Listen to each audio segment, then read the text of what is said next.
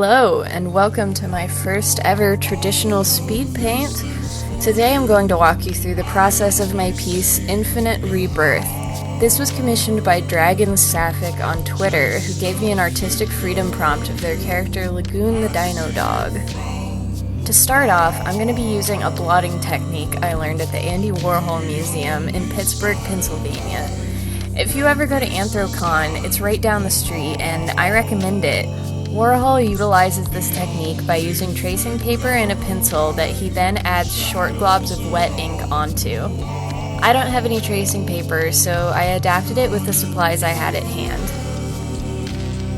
To do this, I cut a thin piece of paper to fit the dimensions of the canvas and traced over a digital sketch on my computer screen with a pencil.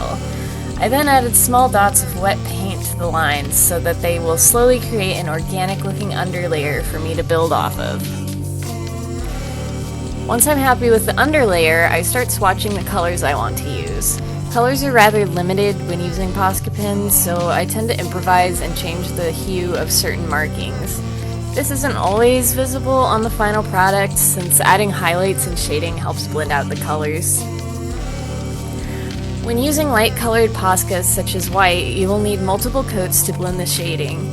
To cover a dark color entirely, I use acrylic paint. For the line art and finer details, I'm using Sakura jelly rolls and a random black gel pen that isn't branded, it was just in with my stuff. For the thicker black line art, I'm using a large black Posca. For the glittery bits, I am using a Halo Pink Gold Light Body Acrylic Paint for the underlayer, and then adding the shaded details with glitter Poscas and highlights with gel pens. The inspiration for this piece was euphoria and acceptance, letting go of the fear of death in any context, the realization that we all experience little deaths every day, and going with the flow that the circle of life brings will reward you inner peace. Or you can just see it as a funny animal painting, that's cool too. I think that's all I've got to say about this one, so I hope you enjoy the rest of the video, and I hope you've learned something new from my process. Bye!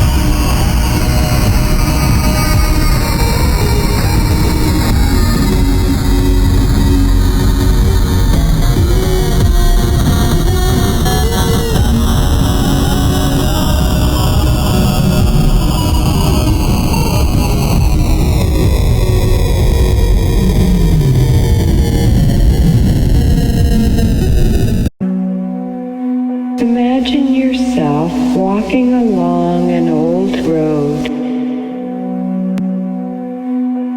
The sun is warm on your back. The air is calm. As you progress down the road, you find yourself in an overgrown garden. As you walk behind the garden, you come to a wooded area where the trees become denser. The air feels mild and a bit cooler. Soon you come upon the brook. You follow the path along the brook for a way. The path takes you out into a sunlit clearing where you discover a small and picturesque waterfall.